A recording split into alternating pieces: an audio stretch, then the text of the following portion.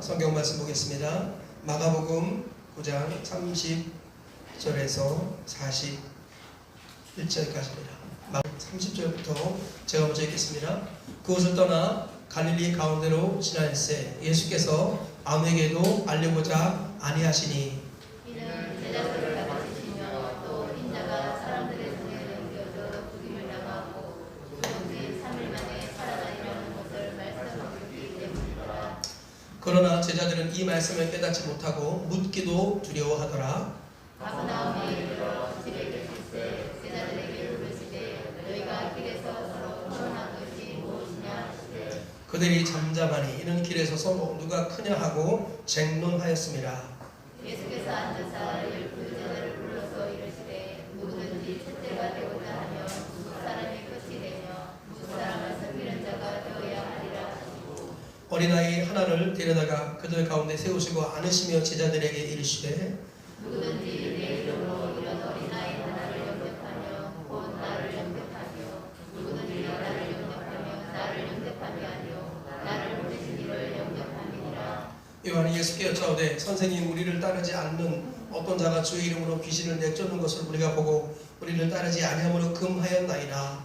예수께서 이르시되 범하지 말라. 내 이름을 의탁하여 행한 일을 행하고 즉시로 나를 명함할 자가 없느니라. 우리를 반대하지 않는 자는 우리를 위하는 자리라. 누구든지 너희가 그리스도에게 속한 자라 하여 물 한 그릇이라도 주면 내가 진실로 너희에게 이르노니 그가 결코 상을 잃지 아니하리라. 아멘. 우리 예수님이 제자들에게만 따로 가르치신 교훈, 이런 제목으로 말씀을 전하겠습니다. 하나님의 섭리 속에는 기막힌 하모니가 있습니다. 한번 따라해볼까요? 섭리 속에는 하모니가 있습니다. 하나님께서는 이 땅의 모든 것을 섭리하는 걸 믿으시면 아멘 하시기 바랍니다. 하나님은 창조하시고 그리고 방치하시는 것이 아니라 창조하시고 보존하시고 섭리하시고 다스리십니다. 신학적으로 창조, 보존, 통치 그리고 섭리 이런 표현들이 많이 있습니다. 섭리라는 것은 뭐냐면 하나님이 간섭하셔가지고 조화를 이루게 하시는 것, 이게 섭리입니다. 하나님은 천지만물을 지으신 다음에 천지만물을 하나님께서는 조화롭게 하셨어요. 그래서 어떤 일이 있더라도 우리 부분적으로는 문제가 있어 보이지만 결과적으로는 하나님 앞에서 조화를 이루게 됩니다. 예를 들어서 코로나가 부분적으로는 국가의 평화를 깨뜨리고 여러 가지 어려움들이 있죠. 물론 이 코로나의 원인이 하나님이다 그렇게 말씀드리는 게 아니라 하나님의 섭리 가운데 코로나를 하나님이 허락하신 거죠. 하나님이 어떤 우리가 알지 못한 은밀한 길로 인도하시는 겁니다. 또 인간의 죄에 대한 책망도 있겠고요. 또 우리가 저지른 많은 실수에 대한 대가일 수도 있습니다. 그러나 또 크게 보면 하나님의 섭리 가운데 있는 거예요. 그래서 이 코로나가 어려움 중에 있지만 이 와중에서도 하나님께서는 기가 막힌 조화를 이루게 하시는 것 같아요. 예를 들자면 우리 집중훈련 같은 거 할 때 그때 우리가 일상이 바빠가지고 집중훈련에 못 가는 분들이 많이 계시단 말이죠. 그런데 이번 코로나로 인해서 비대면으로 전환하면서 우리 교회 성도들 중에 한 10분 가까이는 직접 몸으로 갈 때는 참석을 못 하셨는데 비대면으로 하니까 참석하시면서 또 은혜를 많이 경험하시는 것을 보았습니다. 그리고 코로나로 인해서 위기의식을 느껴가지고 행복 모임에 더 열심히 내야 된다 이렇게 한결같이 외쳤던 그 여러 교회들 중에 특별히 이제 셀라이프의 785에 그 이름이 기록된 교회, 그죠? 어떤 교회죠? 올리브교회. 우리 다음 달 셀라이프에 우리 교회가 나왔어요. 얼마나 잘 나오는지 모르겠습니다. 여러분들 개개인의 얼굴 안 나온다고 시험 들지 마십시오. 그죠? 저도 제가 누군지도 모르고 그냥 올리는 사진이에요.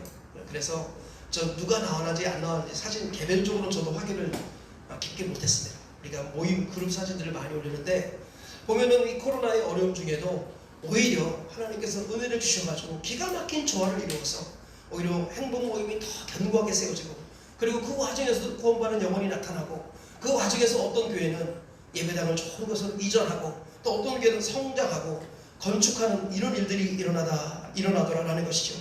그러니까 우리가 단편적으로 보면은 어려움이 있고 고난이 있고 문제가 있을지 모르겠지만 하나님의 섭리의 관점에서 보면 모든 것들이 결국은 하모니, 조화를 이룹니다.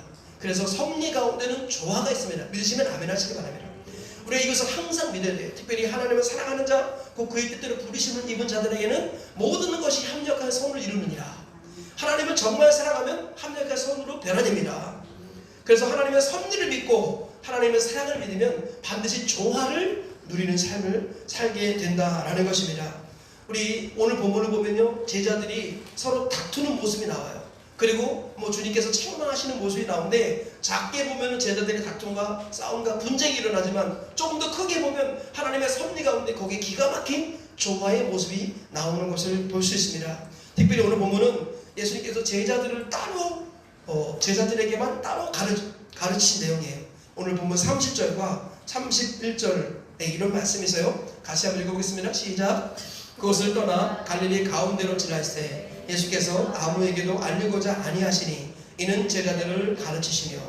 이게 무슨 말입니까? 예수님께서 갈릴리로 지나가실세, 예수님이 지금 이 순간에 우리가 성경을 쭉 보았지만 예수님은 지금 갈릴리의 대스타입니다.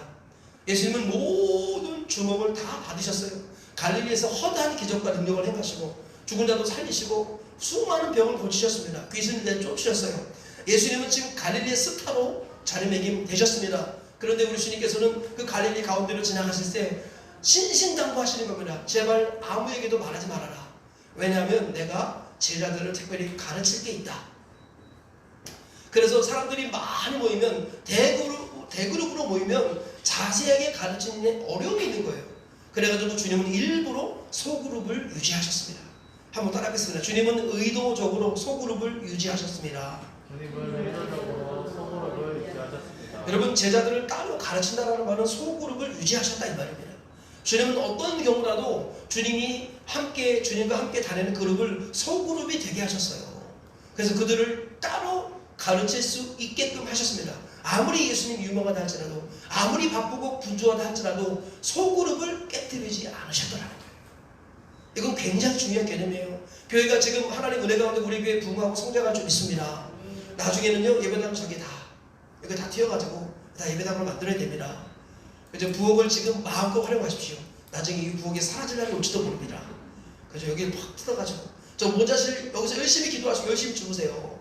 저 모자실 꼭 틀지도 모릅니다. 이제 뻥 뚫려가지고 카페 마음껏 활용하세요. 저 쓰지 못할 날이 올지도 모르겠습니다. 어쨌든 부흥이 일어나고 성장이 일어날 줄 믿습니다. 그렇지만 중요한 게 뭐예요? 아무리 교회가 부흥하고 성장한다 할지라도 무엇을 유지해야 됩니까? 소그룹을 유지해야 됩니다. 자, 무엇을 유지해야 된다고요? 소그룹을 유지해야 돼요. 예수님을 따르는 무리가 작게는 12명이었지만 크게 보면 72명이었고요. 더 많게 보면은 150명이었고 더 많게 보면 500여 명이 이렇게 모여들었습니다. 예수님 주변에. 그런데도 주님은 그 와중에 반드시 소그룹을 유지하게 하셨습니다. 그리고 제자들을 따로 가르치셨다는 거예요. 오늘 본문에서 예수님께서 제자들에게만 따로 가르치시려고 했던 내용들이 소개가 되고 있습니다.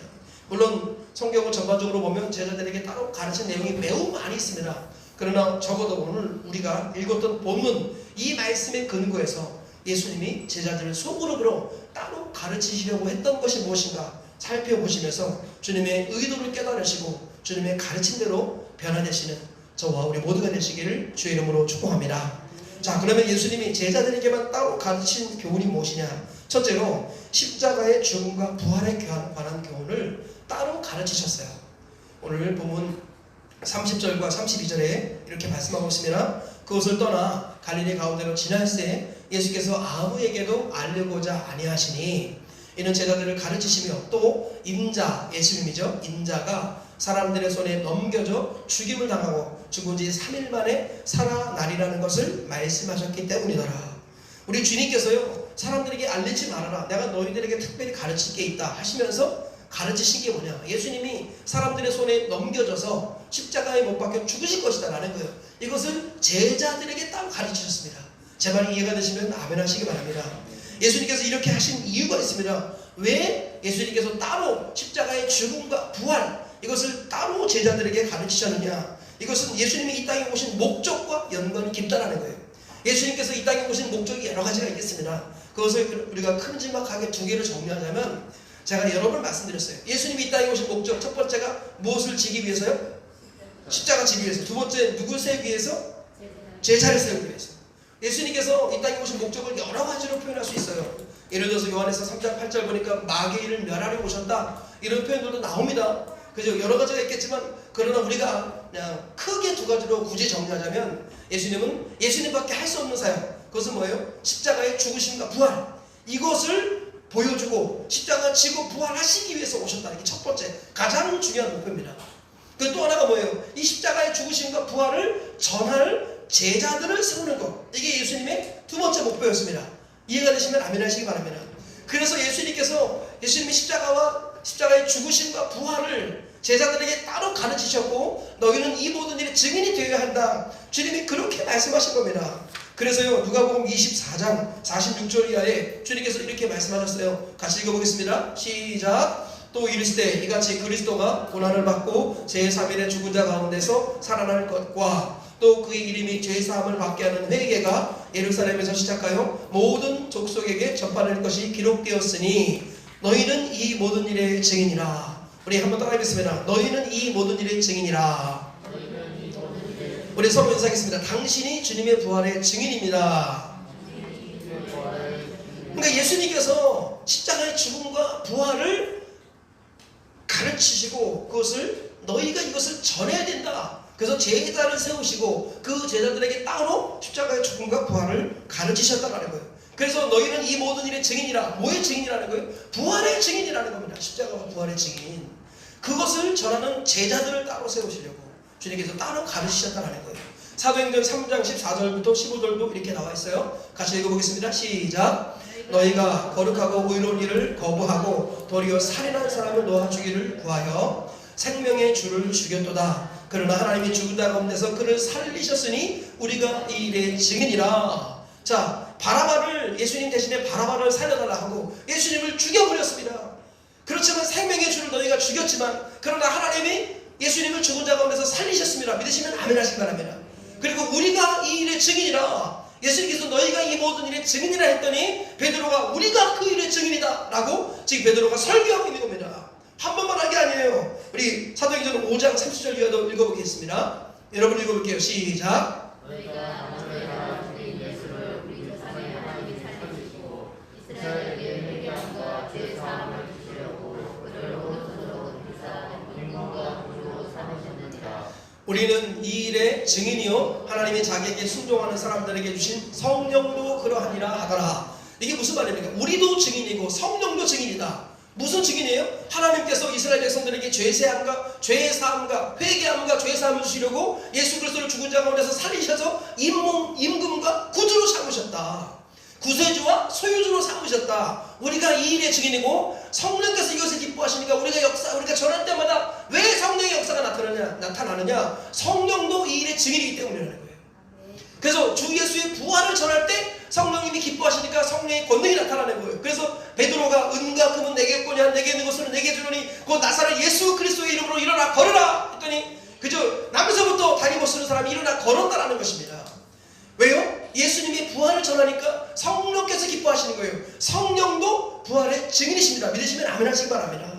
성령께서 그때 거기 계셨거든요. 그래서 그 성령을 받은 우리도 증인입니다. 우리 내 안에 계신 성령도 증인이십니다. 그래서 성령께서 가장 기뻐하시는 게 뭐예요? 주 예수의 십자가의 죽으심과 부활을 전하는데 그분이 가장 기뻐하시는 거예요. 그래서 가는 곳마다 표적과 이적이 나타나게 하시더라라는 것입니다.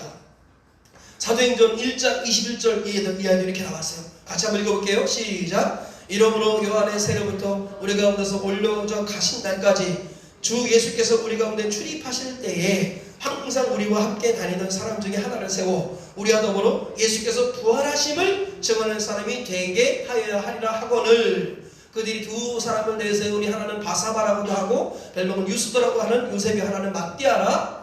그죠? 그들이 그죠? 그 다음에 뭐예요? 더 이상 안 나오네요. 여기서 mattia를 12사도로 세웠다. 가룟 유다를 대신해서 mattia를 세웠다. 이 말씀 기억나시면 아멘 하시기 바랍니다. 여기서 보니까 22절이 뭐라고 나왔어요? 22절. 12사도가 하는 일이 뭐예요? 항상 우리와 함께 다니는 사람 중에 하나를 세워서 유다를 대신하여 하나를 세워서 우리와 더불어 예수께서 부활하심을 증언할 사람이 되게 하여야 하리라. 그러니까 사도들이나 제자들의 존재 이유와 목적이 뭐예요? 예수님의 십자가의 죽으심과 부활을 전하는 것이 근본적이고 궁극적인 목적이고 목표다라는 것입니다.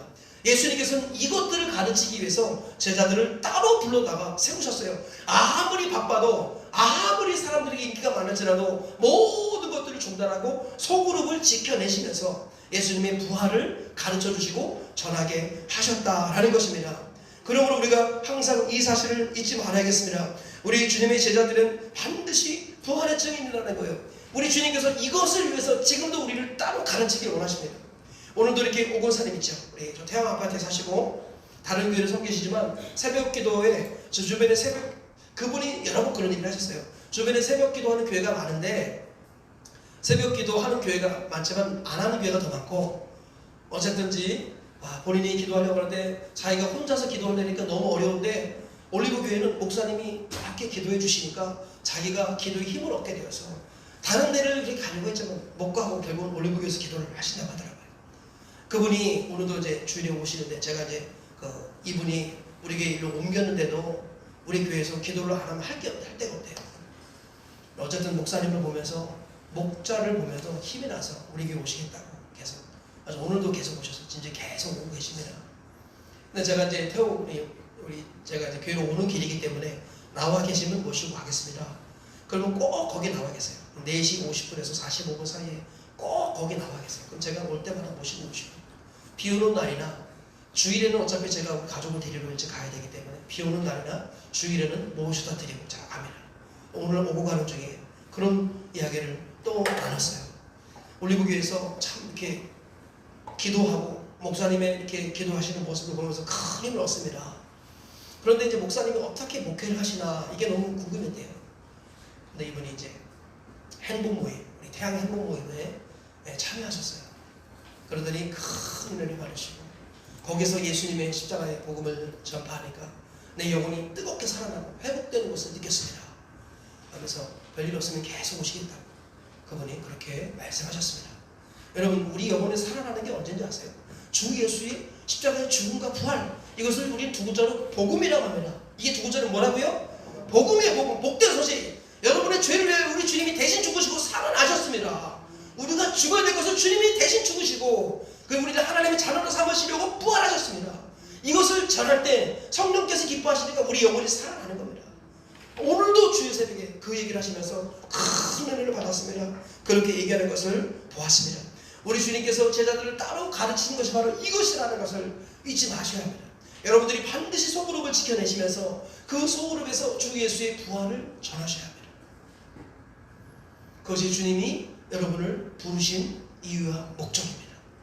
그러기 위해서는 항상 소그룹을 지키자는 아니다. 이것은 죄의 이야기가 아니에요. 주님이 제자들을 따로 세우셨다는 거예요. 사람들이 모두에게 막으시고 몰래 다니시면서까지 소그룹을 지키시고 거기에서 예수님의 부활을 전하게 하셨습니다.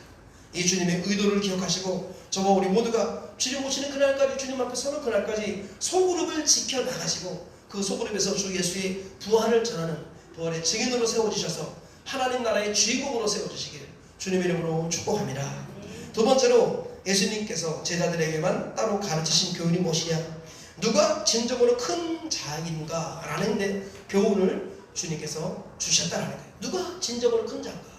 33절부터 37절까지 이렇게 나왔어요. 가버나움에 이르러, 가버나움이 베드로의 집입니다. 가버나움에 이르러 집에 계실 때, 이 베드로의 집이에요.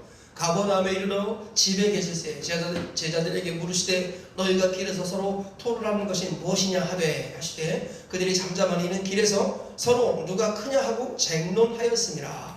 예수께서 앉아서 12제자를 불러 이르시되 누구든지 첫째가 되고자 하면 무사람의 끝이 되며 무사람을 섬기는 자가 되어야 하리라 하시고 어린아이 하나를 데려다가 그들 가운데 세우시고 안으시며 제자들에게 이르시되 누구든지 내 이름으로 이런 어린아이 하나를 영접하면 곧 나를 영접하며 누구든지 나를 영접하면 나를 영접함이 아니요 나를 보내신 이를 영접함이니라. 지금 예수님께서 제자들을 따로 가르치셨는 내용이 뭐냐? 누가 큰 자라는 거예요. 누가 큰 자라는 거예요. 제자들끼리 서로 길에서 주님을 따라가고 주님은 어떻게 하면 예수님 십자가의 죽으심과 부활 이것을 제자들에게 바르게 깨우실까 이렇게 고민하고 계실 때 제자들은 주님을 따라다니면서도 누가 크냐라고 서로 다퉜어요. 쟁론했다라는 말은 서로 싸웠다라는 거예요. 말싸움했다라는 거예요. 교회 다닐 때도 보면요, 정말 우리 그 하늘 가족 같은 사람들이 있죠. 그런데요, 가끔씩 다툼이 일어나요. 성도들끼리도. 그래, 결국은 뭐예요? 결국은 무슨 다툼이에요? 다툼의 내용이 누가 더 잘났냐, 누가 더 잘났냐. 결국은 정리하면 내가 더 크냐, 네가 더 크냐, 그 싸움이라는 거예요. 그래서 주님이 그걸 아시고 따로 가르치신 거예요. 근데 어떻게 가르치셨어요? 아이를 하나 데려다 놓고 안으시면서 이 어린 아이 하나를 영접하는 것이 나를 영접하는 것이다. 즉 무슨 말이에요? 이게 무슨 말입니까? 어린 아이를 본받으라. 어린 아이와 같이 되지 않으면 나를 모르는 거다. 그죠? 이게 너무 중요한 얘기예요. 십자가와 부활이 너무 중요했잖아요. 그 다음에 이게 섬기는 게 중요해요. 섬기는 거. 주님은 이 섬기는 자가 큰 자라는 그 얘기를 하시려고 어린아이를 불러오셨어요. 그러면서 제가 여러분 말씀드렸죠. 천국 가기 어려운 세 부류의 사람이 뭐라고 그랬어요? 첫 번째가 부자라고 그랬어요. 우리 부자가 천국 가는 것이 낙타가 바늘게 들어가는 것보다 더 어렵다, 그런 말씀 있죠? 그러니까 부자가 천국 가기 어렵다. 그러니까 우리는 평생 가난한 마음으로 살아야 합니다. 믿으시면 아멘 하시기 바랍니다. 두 번째가 전문가, 말씀의 전문가, 어떤 전문가가 천국 가기 어렵다 그랬어요. 그래서 우리 성경 마태복음 23장에 그런 말씀이 있어요. 마태복음 23장 2절, 3절, 33절 보니까 서기관과 바리새인들이 모세의 자리에 앉았으니 그러므로 무엇이든지 그들이 말하는 바를 행하고 지키되 그들이 하는 행위를 본받지 말라. 그들은 말만 하고 행하지 아니한다. 뱀들아 독사의 새끼들아 너희가 어떻게 지옥의 판결을 피하겠느냐. 예, 우리 주님께서는 종교 지도자들, 말씀의 전문가들, 이런 사람들을 책망하셨어요. 그러면서 니들이 어떻게 천국 가겠느냐, 지옥의 판결을 피할 수 없다, 그렇게 말씀하셨다라는 거. 천국 가기 어려운 사람이 전문가라는 겁니다. 그리고 오늘 본문에서 말씀하는 천국 가기 어려운 사람이 누구예요? 어른. 누구라고요?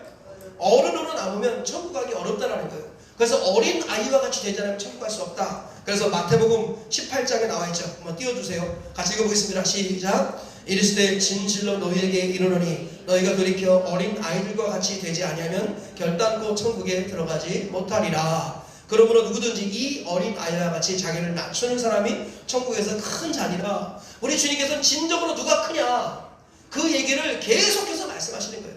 어린 아이와 같이 되라. 그래서 제가 여러 번 말씀드렸습니다만 어린아이에게 본받을 게 뭐라고 그랬어요? 첫 번째는 수용성. 어린아이들은 누구든지 하는 말을 다 듣습니다. 그래서 아이들은 영혼의 창이라고 그랬어요. 아이들은 조심해서 말하고 조심해서 들려줘야 돼요. 조심해서 보여줘야 된다고 그랬어요. 아이들은 모든 걸 다 수용합니다. 그래서 어렸을 때부터 함부로 게임 보여주지 말고, 함부로 영상 보여주지 말고, 아이들 어렸을 때부터 이상한 거 듣게 하지 말고 보호해야 된다고 그랬죠. 수용성 때문에. 그 어린아이의 수용성을 주님이 기뻐하시고요. 또 어린아이의 어떤 거예요? 어린아이는 그저 투명성. 어린아이들은 죄가 없는 게 아닙니다. 근데 죄를 숨기지 못해요. 어린아이들 속에 죄가 있으면 반드시 드러나서 그거 부모 앞에 책망을 받고 회개하고 용서받는 이런 과정들이, 일련의 과정들이 계속 나타나요. 이게 어린아이입니다. 근데 어른들은요, 마음의 죄를 숨깁니다. 은밀하게, 치밀하게 죄를 숨깁니다. 그래서 마지막에 멸망하는 겁니다. 그래서 또 어린아이는 뭐라고 그랬어요? 의존성이라고 그랬죠. 어린아이는 부모를 절대 의존합니다. 그 의존성이 우리 주님이 기뻐하시는 모습이다, 그런 얘기를 말씀을 드렸다라는 거죠. 그래서 이 어린 아이와 같이 되지 않으면 절대로 하나님 나라에 들어갈 수 없다, 주님이 그렇게 말씀하신 겁니다. 그러므로 누가 큰 자냐? 어린 아이와 같이 되는 게 큰 자다라는 거예요. 자, 많이 이해가 되시면 아멘 하시기 바랍니다. 그러므로 성도는요, 어린아이 같이 섬기는 자, 자기를 낮춘다라는 건 남을 높이는 겁니다. 어린 아이가요, 부모가 말하면, 누군가 말하면 듣잖아요. 그 사람을 높여주는 거예요. 잘 들어주면 그를 높여주는 겁니다. 그죠? 이 어린아이 이 모습, 이것이 진짜 섬기는 모습이고, 이것이 하나님 기뻐하시는 모습이다. 그래서요, 예수 믿는 사람들은 항상 어린아이 모습을 지키기 위해서 몸부림쳐야 된다. 그러면서 주님 말씀하시기를 성도는 결과적으로 어린아이의 모습을 지키기 위해서는 뭐라는 거예요? 세상의 논리로 살면 안 된다. 따라하겠습니다. 세상의 논리로 살지 않겠습니다. 여러분, 세상의 논리는요, 흑백입니다. 흑백. 그죠? 흑백이라는 게, 세상의 논리는 흑백입니다. 그래서 좋다 아니다 분명하고, 세상의 논리는 이것 아니면 저것입니다. 그죠? 그런데 성경은 뭐예요? 흑백 논리가 아니라 역설의 논리입니다. 자, 성경의 논리가 무슨 논리라고요? 역설의 논리. 역설의 논리. 역설이라는 게 뭐예요? 이거인 것 같기도 한데 저거인 것 같기도 하고, 그죠? 정반대 의미도 담겨 있다는 거예요. 하나님 나라의 원리는 역설이라는 겁니다. 역설. 그래서 성경의 역설의 대표적인 게 뭐예요? 따라하겠습니다. 낮아져라, 그러면 높아질 것이다. 다시 다시 한번 따라하겠습니다. 낮아져라 그러면 높아질 것이다. 성경에서 역설이 진리가 나오는데 그 첫 번째가 뭐예요? 낮아져라 그래야 높아진다. 그런 거예요. 베드로전서 5장 5절 6절에 이렇게 나와 있어요. 젊은 자들아 이와 같이 장로들에게 순종하고 다 서로 겸손으로 허리를 동이라. 하나님은 교만한 자를 대적하실 때 겸손한 자들에게 은혜를 주시느니라. 그러므로 하나님의 능하신 손 안에서 겸손하라. 때가 되면 너희를 높이시리라. 장로들에게 순복하라. 낮아져라. 그래야지 너희를 높여주실 것이다. 성경의 논리는요, 낮아질 때 높아지는 겁니다. 이해가 되시면 아멘 하시기 바랍니다. 또 하나 성경의 논리가 뭐예요? 따라하겠습니다. 주라 채워질 것이다. 따라하겠습니다. 주라 채워질 것이다. 주라 채워질 것이다. 네, 적어서도 도는데 큰 소리를 한번 따라해보세요. 다시 한번 주라 채워질 것이다. 주라 채워질 것이다. 이게 역설이에요. 주면은 모자란 게 되는데 성경은 줄 때 채워진다는 거예요. 그래서 우리가 누가복음 6장 38절을 같이 읽어볼게요. 시작. 주라 그러면 너에게 줄 것이니 곧 후이되어 누르고 흔들어 넘치도록 하여 너희에게 안겨주리라. 너희가 헤아리는 그 헤아림으로 너희도 헤아림을 도로 받을 것이니라. 한마디로 말하면 줄 때 풍성해진다는 거예요. 이게 성경의 논리라는 거예요. 성경의 논리. 그러니까 주는 것에 인색하면 너희도 그대로 헤아림을 받을 거야. 네가 베푸는 데 인색하면 나도 너에게 베푸는 거 인색할 거야. 주님이 그렇게 말씀하시는 겁니다. 이게 성경의 논리라는 거예요. 끊임없이 베푸는 겁니다. 하나님께서 왜 물질의 복을 주시냐? 베풀기 위해서 복을 주시는 겁니다. 믿으시면 아멘 하시기 바랍니다. 이게 성경의 논리라는 거예요. 또 성경의 역사의 논리가 뭐예요? 따라하겠습니다. 울어라 그러면 웃게 될 것이다. 자, 큰 소리로 시작. 울어라 그러면 웃게 될 것이다. 이게 성경의 역설이에요. 울 때 웃게 되는 것입니다. 우리가 잘 아는 말씀 시편 126편 5절 6절을 읽어보겠습니다. 시작. 눈물을 흘리며 씨를 뿌리는 자는 기쁨으로 거두리로다. 울며 씨를 뿌리러 나가는 자는 반드시 기쁨으로 그 곡식단을 가지고 돌아오리로다. 우리 주님은 울을 때 웃을 것이다. 애통하는 자가 위로를 받을 것이다. 주님이 그렇게 말씀하는 거예요. 이게 성경의 논리라는 것입니다. 그러니까 이 성경의 논리를 따라 살아가야지 우리가 이 세상에서 하나님이 높여주시는 그 반열에 오르는 겁니다. 세상의 논리로 살아가면 안 돼요. 세상의 논리. 세상의 논리는 뭐예요? 그냥 다른 사람보다 그냥 다른 사람을 짓밟고 올라가야 되는 게 세상의 논리입니다. 그러나 성도는 비집고 내려가야 되는 거예요. 낮아질 때 높아지는 겁니다. 다른 사람은 그 세상의 논리는 빼앗아야 돼요. 어떻게든 웃겨줘야 됩니다. 그런데 우리는 나눠주라는 거예요. 그래야지 하나님은 채워주신다는 거예요. 세상의 논리는 어떻게든 웃어야 된다. 그런데 성경은 뭐라고 그래요? 너 자신을 위해서 이런 사람의 딸들아 나를 위해 울지 말고 너희와 너희 자녀를 위하여 울라. 주님이 말씀하셨던 것처럼 울 때 진정의 눈물을 흘릴 때 주님이 그 눈물을 보시고 웃음을 선물해 주시겠다고 말씀하시는 거예요. 성경의 논리는 이와 같이 역설입니다. 그래서 이 역설의 논리를 한마디로 딱 정리해서 주님이 뭐라고 그랬습니까? 따라하겠습니다. 죽어라 그러면 살 것이다. 죽어라 그러면 살 것이다. 모든 역설의 논리를 최종적으로 정리하는 한마디 문장이 뭐예요? 죽어라 그러면 살 것이다. 그거예요. 이게 모든 역설을 최종적으로 정리한 말씀입니다. 오늘 마태복음 10장 39절 말씀을 같이 읽어보겠습니다. 시작. 자기 목숨을 얻는 자는 잃을 것이요 나를 위하여 자기 목숨을 잃는 자는 얻으리라. 주님을 위해서 목숨을 잃는 자가 얻는 것입니다. 필사즉생, 필생즉사. 죽고자 하는 자는 살 것이고 살고자 하는 자는 죽으리라. 그래서 주님이 똑같은 말씀을 뭐라고 하셨어요? 자기를 부인하고 자기 십자가를 지고 날마다 나를 따르리라. 너희는 먼저 그의 나라와 그의 의를 구하라. 그냥 이 모든 것을 너희에게 더하시리라. 이게 뭐예요? 성경에서 말하는 역설입니다. 먼저 주님의 나라와 의를 구하는 거예요. 그러면 주님이 채워주신다는 거예요. 이게 성경의 논리인 겁니다. 이건 죽는 겁니다. 여러분 이게 이제 저의 얘기를 할 수밖에 없겠죠. 제 경험한 얘기니까 개척을 할 때요. 저희 아내와 정말 고민을 했어요. 여보, 우리 아이가 4시고 6식구인데 개척을 하려면 우리 집이 있어야 되는데 여보, 집을 얻으려면 개척이 어렵고 또 개척을 제대로 하려면 집을 얻을 수 없는데 어떡합니까? 그때 저와 처가 그냥 깊은 고민도 없이 그러면 집을 포기하죠. 그리고 예배당 한 켠에서 지내죠. 여러분 아시는 분도 아시죠? 예배당 한 켠에서 사는 게 만만치가 않았습니다. 그 불편해서가 아니라 이제 여러분들 본의 아니게 성도들이 한마디 하는 말들이 다 들립니다. 다 들려요. 여러분들이 한마디 하는 말 다 들립니다. 거기서 당한 스트레스가 만만치 않았습니다. 그럼에도 불구하고 죽고자 하는 마음으로 집도 없이 개척을 했습니다. 그랬더니 죽었더니 주님이 살려주셨습니다. 믿으시면 아멘 하시기 바랍니다. 이게 성경의 외침이라니까요. 죽고자 하는 자는 사는 것입니다. 죽고자 하는 자. 하나님 나라의 원리, 먼저 하나님의 나라와 의를 구하면 하나님이 이 모든 것을 채워주시는 것입니다. 이게 성경의 역설과 논리다라는 거예요. 주님 오시는 그날까지 이것으로 살아야 돼. 이것으로. 세상의 논리를 가지고 나 먼저, 내 집이 우선, 내 자녀가 우선이 아니라 하나님의 나라, 그의 나라와 주님의 몸된 교회가 우선이라는 거예요. 교회. 오늘 새벽에 큐티 보셨죠? 새벽에 큐티 하신 분들, 그저 우리 여호야다에 의해서 세워진 왕이 누구였습니까? 요아스였습니다. 근데 요아스가 장성해가지고 개혁을 하나 하죠. 그 개혁이 뭐예요? 그죠? 아달라의 아들들로 말미암아 회파된 성전을 복구하는 일에 여호야다가 소홀히 했더니 여호야다를 책망하면서 그가 하나님의 집을 세우는 일에 우선을 두는 것을 볼 수 있습니다. 하나님의 집을 세우는 것, 이것이 우선이 되는 것입니다.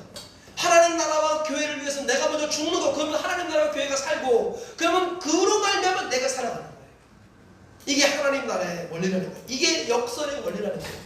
우리 주님께서는 성도가 이런 원리와 논리를 따라 살아가야 한다라고 말씀하십니다. 그러므로 누가 큰 자인가, 누가 으뜸인가, 주님 이것에 대해서 섬기는 자가 진짜 큰 자다.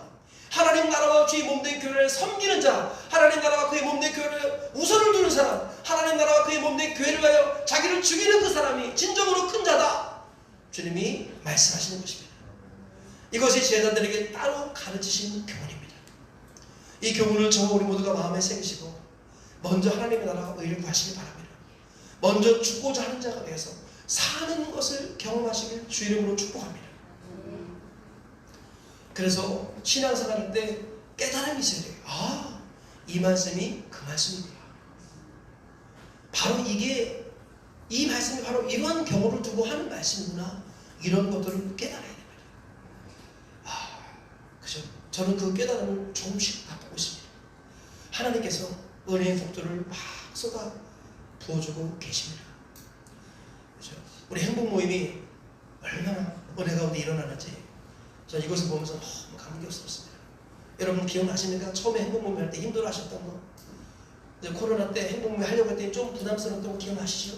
그러나 우리가 이렇게 하니까 하나님이 얼마나 은혜를 주시는지, 여러분들이 그 은혜가 얼마나 큰지 아직 모르신다면, 그죠? 여러분 모르고 지금 은혜를 누리고 있는 거예요. 저는 다 보입니다. 하나님께서 얼마나 큰 은혜를 주고 계신가. 항상 우리가 하나님 나라와 의를 먼저 구할 때, 죽고자 할 때 주님이 살려주신다는 이 하나님 나라의 원리를 따라서 믿음으로 신앙생활 하셔서 모든 복을 받아들이시기를 주님의 이름으로 축복합니다. 마지막 세 번째로 예수님께서 제자들을 따로 가르치신 교훈이 무엇이냐? 그것은 주님을 반대하지 않는 자를 금하지 말라. 주님을 반대하지 않는 자를 금하지 말라 하신 거예요. 즉 불필요한 적을 만들지 말고 주님께 속한 자들을 섬기라 라고 말씀하시는 거예요. 불필요한 적을 만들지 말아라. 그리고 많은 사람들을 너의 보수로 삼을 수 있도록 노력하라. 그런 말이에요. 38절 이하에 이렇게 말씀합니다. 요한이 예수께 여쭤되 선생님, 우리를 따르지 않은 어떤 자가 주의 이름으로 귀신을 내쫓는 것을 우리가 보고 우리를 따르지 아니하므로 금하였나이다. 예수께서 거기 이르시되 금하지 말라. 내 이름을 의탁하여 능한 일을 행하고 즉시로 나를 비방하는 자가 없느니라. 우리를 반대하지 않은 자는 우리를 위하는 자니라. 누구든지 너희가 그리스도에게 속한 자라 하여 물 한 그릇이라도 주면 내가 진실로 너희에게 이르노니 그가 결코 상을 잃지 않으리라. 우리 주님께서 그렇게 말씀하셨어요. 그러니까 이게 무슨 말이냐면은 제자들이 지금 주님과 함께 다니면서 소그룹을 이루면서 제자들이 구석구석 갈릴리 구석구석 다니면서 사역을 하고 있는 거예요. 그런데 이 예수님께서 가시는 곳에 따라가지 않는 어떤 사람들이 예수님의 이름으로 귀신을 쫓고 병을 고치는 능력을 행하는 것을 보았습니다. 그래서 이 제자들이 보고 예수님의 이름으로 능력을 행하네? 그럼 우리와 함께 주님 따라가자. 그런데 지금은 안 된다. 또는 우리는 다른 할 일이 있다 해가지고 주님을 따르지 않는 그런 사람들이 있었다는 거예요. 그때 제자들이 뭐라고 그래요? 우리 예수님을 따르지 않을 거면 그거 하지 말아라. 예수님을 따르지 않는데 예수님의 이름을 함부로 쓰면 안 된다. 제자들이 그렇게 따지고 들었어요. 그리고 잘했지요 하고 주님께 물어보았더니 잘한 게 아니라는 거예요. 내 이름으로 능력을 행하고 즉시로 나를 욕할 사람이 없다. 그러므로 나를 반대하지 않는 자는 나를 위하는 자다. 그러니까 불필요한 적을 자꾸 만들지 말라는 거예요. 우리랑 똑같지 않다 그래서 나와 다르다고 해서 그를 적으로 삼지 말라. 어떻게든지 그를 동역자로 삼으라는 거예요. 어떻게든지 하나님 나라를 위해 함께 달려갈 수 있도록 만들어야지. 불필요한 불필요한 적을 만들어서 인생을 피곤하고 불필요하게 힘들게 살아가지 말라는 거예요. 나와 다르더라도 인정할 수 있어야 되고, 주님을 대적하지 않는다면, 본질적인 부분에서 충돌하지 않는다면 그와 함께 가도 좋다라는 마음을 갖고 있으라는 것입니다. 이것이 우리 신앙생활에서 얼마나 중요한지 모르겠어요. 우리 주님께서는 이런 사람들, 그리스도께 속한 자라고 해서 물 한 그릇 대접하면 결단코 상을 잃지 아니하리라. 네가 누구든지 간에 너를 대적하지는 않는다면 그 사람을 잘 섬겨라. 그러면 상이 있을 것이다. 그리고 상만 있는 게 아니라 이 땅에서도 때가 되면, 따르겠습니다, 때가 되면 너의 동역자가 될 것이다. 때가 되면 너의 동역자가 될 것이다. 여러분, 때가 되면 동역자가 될 수 있습니다. 물론 아닐 수도 있지만. 그래서 우리를 반대하지 않는 사람이라고 우리 거절할 필요가 없다는 거예요. 때가 되면 그가 동역자가 될 수도 있다는 거예요. 때가 되면. 지금은 아닐지라도 나중에 주님을 따르는 신실한 제자가 될지 누가 압니까? 그리고 또 하나가 뭐예요? 거룩한 연합이 이루어지는 거예요. 정말로 그런 우리에게 속하지 않았다 할지라도 나를 반대하지 않으면 절대 그를 금하지 말아라. 그를 섬겨라. 그러면 상이 있을 것이고, 그리고 그가 언젠가는 동역자가 될 수도 있고, 그리고 또 하나는 연합을 이룰 수 있다. 연합. 원수마귀가 큰 세력을 이루고 우리를 넘어뜨리려고 하고 공격하는데 우리가 최대한 연합을 이루어야 됩니다. 연합. 여러분, 연합이 얼마나 중요한지 모르겠어요. 경산의 복음화를 위해서 올리브교회 혼자 뛰면 될까요, 안 될까요? 안 뛰는 것보다 낫지만 우리 혼자 되는 게 아닙니다. 연합을 이루어야 됩니다. 연합을. 그래서 우리 금요교대가 얼마나 감사한지 모르겠어요. 우리 금요교대를 보면 한 6개, 7개 교회가 모입니다. 저기 어느 교회죠? 대명교회가 오지요. 그 다음에 대현교회가 오지요. 그 다음에 우리 대구 제2교회에서 오지요. 동신교회에서 오지요. 그래서 우리 올리브교회 오고, 그죠?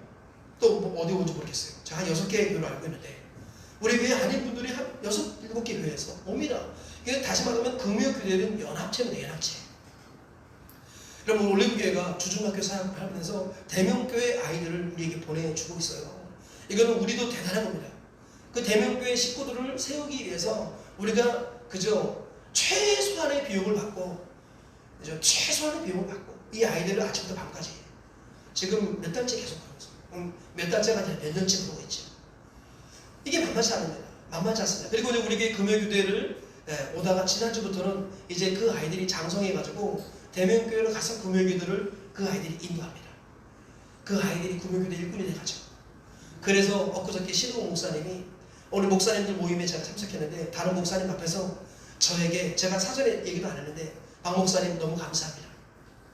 우리 교회 1년 동안 교회를 나오지 않던 아이가 올리브 교회에서 주중학교 사역을 하더니 이 아이가 변화가 돼가지고 6개월 만에 교회 일꾼이 되었고, 지금은 교회에서 아이를 가르치고 아이들을 이끌고 있다고. 벌써 6개월 만에 일꾼이 되었고 그의 엄마까지 변화되어서 지난주에 우리 교회에서 특송했는데 온 교회에 큰 은혜가 임했다. 목사님 너무 감사합니다. 저한테 그러시는 거예요. 그래서 제가 하나님께 영광을 돌렸습니다. 그래서 목사님, 신부 목사님은 대단하신 겁니다. 뭐가 대단해요? 혼자 힘으로 안 된다는 거 알았습니다. 하나님께서 우리에게 모든 재능을 주지 않으셨습니다. 믿으시면 아멘 하시기 바랍니다. 다 할 수 없습니다. 대명교회가 행복 모임을 얼마나 잘하는지 몰라요. 양육관을 얼마나 잘하는지 몰라요. 그러나 한 가지 목사님이 어색하고 익숙하지 못한 거는 어린 아이들을 돌보는 거, 이걸 잘 모르시는 거예요. 그때 겸손하게 연합을 하는, 연합, 동역자를 찾은 것입니다. 여러 군데 찾아나시다가 저희를 찾아서 만나고 함께 동역하더니 그 다음 세대가 이루어지고 청소년들이 살아나는 역사가 일어나게 되더라는 거죠. 올리브교회도 우리가 믿음으로, 아내와 제가 믿음을 결단했어요. 여보, 혹시라도 대명교회 그 아이들, 혹시라도 우리가 섬기다가 그들이 본교로 돌아갈 때 서운해하지 말아요. 여보, 저에게 신신당부하는 거예요. 왜냐하면 우리가 그들을 섬기면 하나님께서 또 다른 사람을 붙여주실 거라고. 그래가지고 제가 각오를 먹었어요. 저도 영혼에 대한 애정이 많기 때문에 이따가 가면 저도 스트레스 많이 받습니다. 그죠? 우리 전인도 교회에서 그 교회 자매가 하나 시집 가는데, 그죠? 제 속으로 기도했어요. 자기가 이제 시집 가려고 좀 만나는 배우자가 될 사람을 소개해 주겠다고. 목사님 보시고 목사님이 싫다고 하면 즉시 해주겠습니다. 그렇게 얘기했어요. 목사님이 싫다고 안 된다고 하면 즉시 해주겠습니다. 그래서 속으로 기도했습니다. 하나님, 이상한 놈 오게 해주세요. 가지고 못 가게 해달라고. 속으로 기도하는 마음으로 딱 만나는데 이 사람이 너무 좋은 사람인 거예요. 그래가지고 이 아이가 시집가면 그쪽으로 갈 것에 대한 스트레스가 벌써 와가지고 그 형제 앞에서 얼굴이 표정이 막 일그러지고 괴로워했어요. 나중에 결혼하고 나서 그 형제가 찾아와서, 목사님 그때 너무 서운했습니다. 목사님이 저를 그렇게 싫어할 줄 몰랐다고. 왜 그때 그 표정이 얼마나 목사님 표정이 너무 안 좋았는지 목사님 모르시죠? 그때 정말 제가 충격받았다고. 그래서 제가 얘기했어요. 그게 아니라 형제가 너무 멋있어가지고 우리 아이를 보내는 그 마음이 아픈 마음이 그때 떠올라가지고 그때 형제가 너무 멋있어가지고 내가 힘들었단 말이야. 그 얘기했더니 오해가 풀렸습니다. 그래가지고 해마다 그 형제가 이렇게 절기 때가 되고 하면은 과일 바구니 들고 찾아오게 되었어요. 어쨌든지 제가 영혼에 대한 욕심이 많습니다. 근데 우리가 열심히 섬겼는데 이제 이 아이들이 지난주부터 본교회로 다시 돌아가는. 그래서 우리 교회 금요교도에 사람이 없으면 어떡하나, 그죠? 그런 마음에서 또 하나님께서 은혜를 주셔서 지난주에 또 몇 명 금요교도에 또 오게 하시고, 그리고 또 뭐예요? 주중학교에도 하나님께서 최근 들어서 3명의 아이를 또 보내주셨어요. 3명의 아이. 그래서 이 아이들이 지금 어제도 보니까 아이들이 보너스로 피아노도 배우고 드럼도 배우고 여기서 다 보너스를 하네요. 보너스. 올리브교에 와가지고 신앙생활도 하고 보너스로 악기도 배우고 그러면서 공부도 성적이 올라가고 이런 일들이 일어나고 있더라라는 거죠. 하나님께서는요, 하나님 나라를 위해서 연합하기 원하십니다. 우리가 다르다고 비난해서는 안 되는 거예요. 그렇죠? 우리 주님께서는 불필요한 적을 만들지 말아라. 나를 반대하지 않는 자는 우리 편이다라는 의식을 갖고 있으라. 주님이 그렇게 말씀하십니다. 여러분 신앙생활 하실 때 항상 잊지 말아야겠습니다. 항상 하나님 나라 관점에서 우리가 믿음으로 생각을 해야 돼요. 우리 행복 모임 화요일날 저녁 행복 모임이 그죠? 우리 올리브교회는 2명밖에 없어요. 현태형제랑 저. 그리고 한 명은 저기 서울의 무슨 교회, 한 명은 대구 제2교회, 한 명은 동식교회. 그래서 이렇게 5명이 모입니다. 5명. 그래서 우리 교인이 아닙니다. 그런데 그들이 왜 오느냐? 말씀이 너무 갈급해가지고 코로나 이후에 그 전부터 구역 예배는 없었지만 코로나 이후에 주중에 소그룹이 하나도 없었다. 하나도.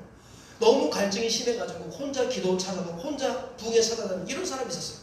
그래서 우리 정인 형제를 통해서 데리고 오려면 데리고 와라. 데리고 와서 은혜받고 이 형제가요. 그죠? 이 형제가 지금 어떻게 되느냐? 금요기도에 우리 교회 음향을 맡게 됐어요. 음향을 맡게 돼가지고 이제 금요일 날은 이제 거의 의무적으로 우리 교회 참석합니다. 지난주에 음향을 맡아달라고 했더니 감사해가지고 어제 금요일 날 그리고 예배가 9시잖아요. 6시부터 가가지고 음향을 돌본다고 6시부터 왔습니다. 순일 형제가. 주일은 본교회를 섬기 거기서 맡은 직분이 있기 때문에 주일은 본교회를 섬기지만 금요일 날은 본래 그 교회가 모임이 없고 그러니까 금요일 날은 이제 온전히 우리 교회에서 섬기게끔 결단을 했어요. 그러면서 우리 교회 금요기도에 기여합니다. 이게 작은 교회에 앉아만 있어도 은혜입니다. 아멘? 근데 그 자리를 계속 지키는 겁니다. 이게 뭐예요? 그죠? 우리 교회는 아니지만 믿음으로 섬기는 겁니다. 믿음으로. 하나님 나라를 생각하며. 그랬더니 어쨌든 간에 우리 교회 유익이 되지 않습니까? 오윤주 권사님, 제가 새벽에 모시다 드리고, 태우러 오고, 그죠? 이게 저 목회자에게 만만치 않은 일 수 있습니다. 그런데 계속 섬겼더니 이제 행복모임에 참여해서 그 행복모임에 작은 열매가 되게 하셨습니다. 그리고 또 이분이 어떤 일을 하실지 모르겠어요. 저는 기도하는 게 있습니다. 그 자녀들이 직장을 중심으로 신앙생활합니다. 그 자녀들이 신앙이 비교적 좋습니다. 제가 듣기로는. 근데 문제는 뭐냐? 우리 솔직하게 진단해야 돼요. 문제는 뭐예요? 직장에 따라 교회를 옮기는 거예요. 직장에 따라. 여러분 직장에 따라 교회 옮기는 게 바람직한 모습이 아닙니다. 제 말은 이해가 되시면 아멘 하시기 바랍니다. 직장을 따라 교회를 옮긴 게 아니라 교회를 따라 직장을 옮기는 거예요. 그리고 한 가지 예외가 있어요. 그건 뭐예요? 하나님이 파송하실 때. 주님이 파송하실 때 그건 예외입니다. 그거는 뭐 사도 바울일지라도 바나바라 할지라도 안디옥교회 최고의 지도자 했지만 주님이 파송하시면 가는 겁니다. 파송을 제외한 성도들이 다른 곳으로 교회를 움직이면 안 되는 거예요. 그죠? 그래가지고 제가 이렇게 교제를 나눠보니까 우리 자녀들이 신앙이 좋고 막 선교사를 헌신하는 마음도 갖고 그렇습니다. 그러나 중요한 건 뭐예요? 목자가 없어요. 목자가. 직장에 따라 교회를 옮기는 거예요. 최선을 다해 본인은 열심히 신앙생활하지만 목자 일은 아닙니다. 명백합니다. 그래서 저는 혼자 기도합니다. 혼자. 하나님 주의 뜻이었던 목자를 만나게 해주시고 그 목자가 저였으면 좋겠습니다. 주의 뜻이었던 함께 신앙생활하게 해주십시오. 저는 누구든지 그렇게 합니다. 우리 교회에서 섬기고 다른 교회 사람 있잖아요. 누구든지 다 그렇게 합니다. 이렇게.